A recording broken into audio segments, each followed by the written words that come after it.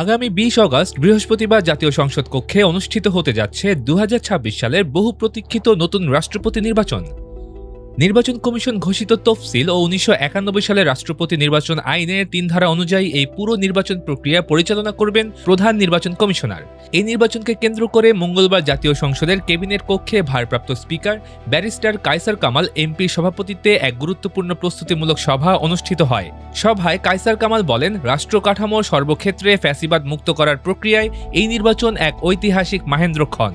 বৈঠকে chief whip Mohammad Nurul Islam, বিরোধী দলীয় চিফ হুইপ মোহাম্মদ নাহিদ ইসলাম এবং হুইপ আলহাজ মোহাম্মদ জি কে গৌস, রকিবুল ইসলাম বকুল, মিয়া নুরুদ্দিন আহমেদ অপু, মোহাম্মদ আখতারুজ্জামান মিয়া ও এবিএম আশরাফ উদ্দিন নিজান অংশগ্রহণ করেন।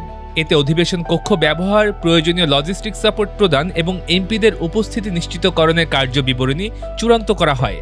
সভায় সংসদ সচিবালয়ের সচিব ব্যারিস্টার মোহাম্মদ গোলাম সরোয়ার ভূঁইয়া এবং নির্বাচন কমিশনের সিনিয়র সচিব আখতার আহমেদ সহ ঊর্ধ্বতন কর্মকর্তারা উপস্থিত ছিলেন। Multimedia desk, Dinajpur TV.